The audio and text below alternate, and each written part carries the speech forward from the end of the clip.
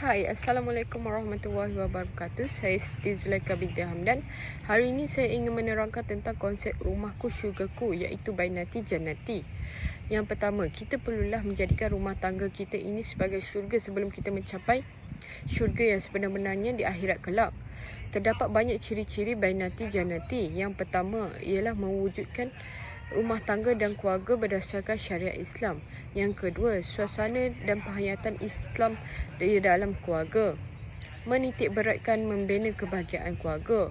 Yang keempat, meningkatkan daya intelek dan keilmuan ahli keluarga. Yang kelima, berusaha mewujudkan kedamaian, sakinah, mawaddah dan rahmat antara ahli keluarga.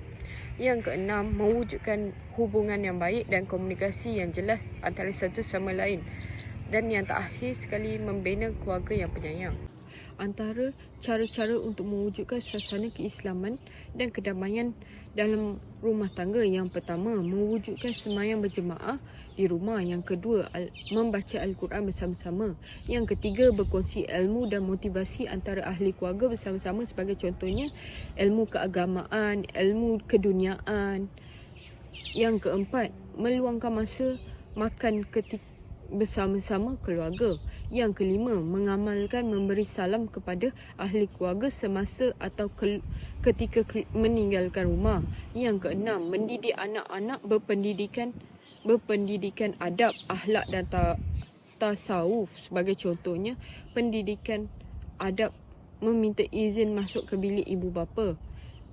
Yang ketujuh, mendidik anak dan anggota keluarga dengan pendidikan hijab dan batas pergaulan antara keluarga dan bukan yang mahram. Yang kelapan, menjaga kebersihan dan kesihatan ahli keluarga itu sendiri.